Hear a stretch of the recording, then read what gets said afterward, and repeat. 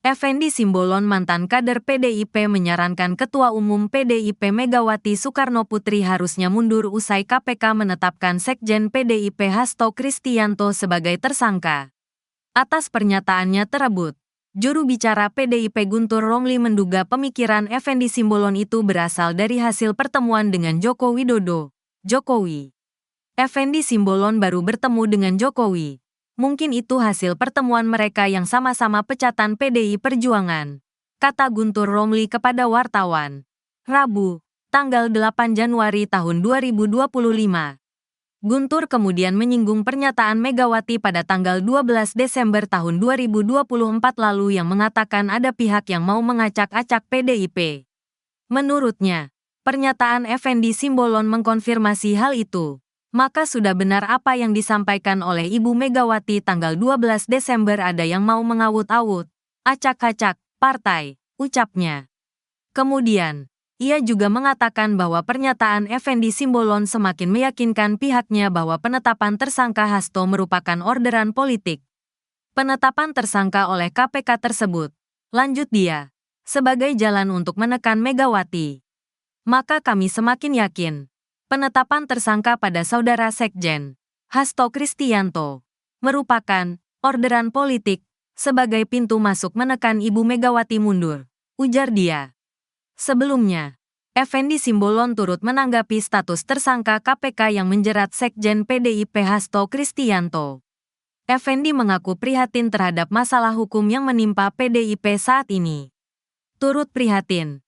Ini petaka yang sangat besar ya buat partai yang lama saya ikut di sana ya, kata Effendi setelah menghadiri acara di Kementerian Infrastruktur dan Pembangunan Kewilayahan, Jakarta, Rabu, 8/1. Selain itu ia mengatakan perlu ada evaluasi menyeluruh yang dilakukan PDIP setelah Hasto Kristianto ditetapkan tersangka.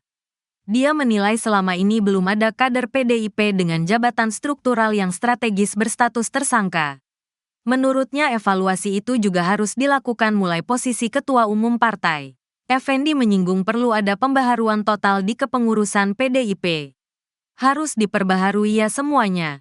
Mungkin sampai ke ketua umumnya juga harus diperbaharui. Bukan hanya level sekjen ya. Sudah waktunya lah.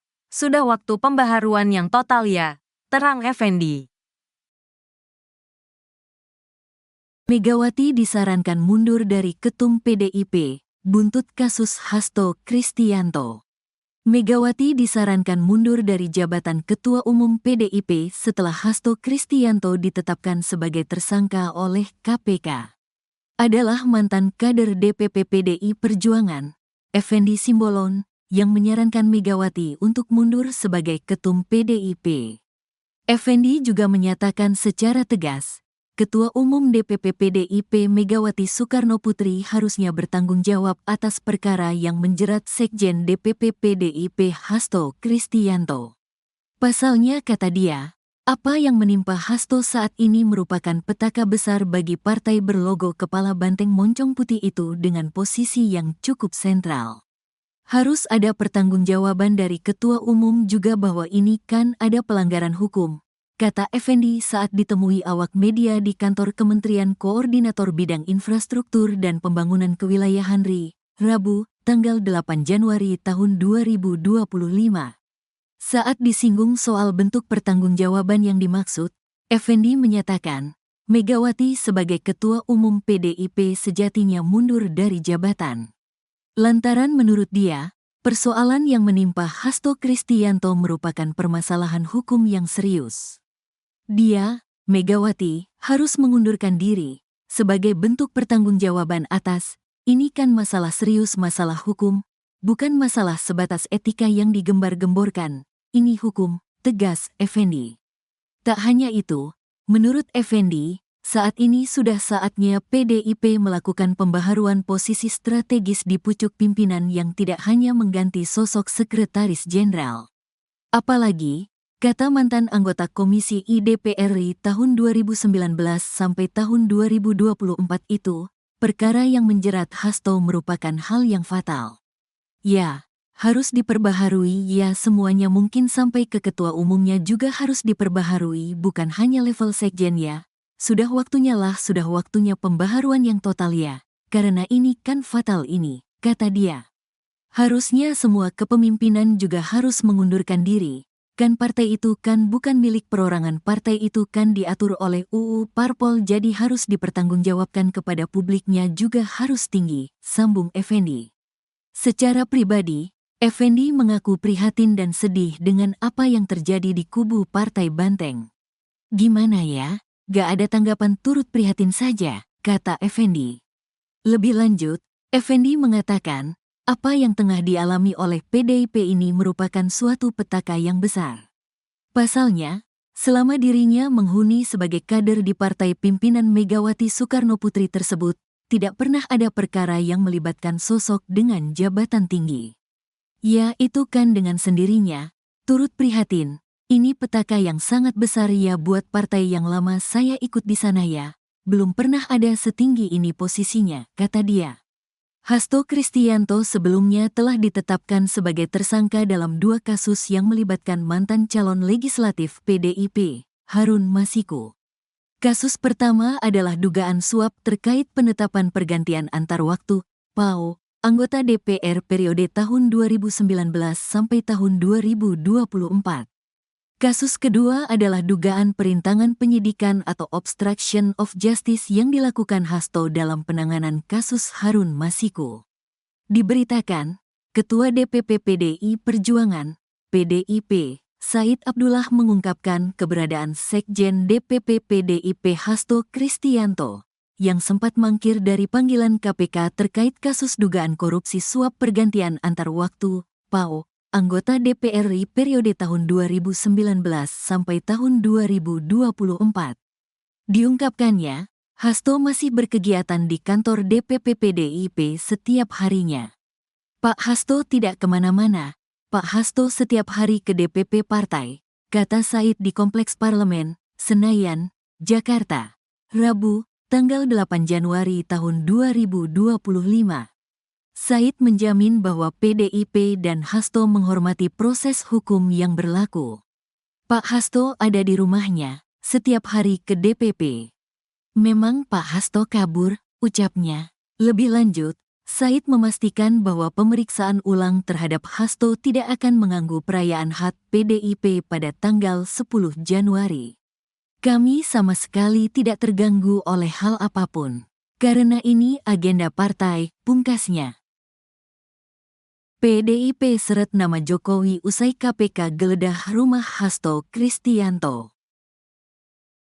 Diketahui, KPK melakukan penggeledahan di rumah Sekjen PDIP Hasto Kristianto di perumahan Villa Taman Kartini, Blok G3, nomor 18, Margahayu, Bekasi, Jawa Barat, Selasa, tanggal 7 Januari tahun 2025.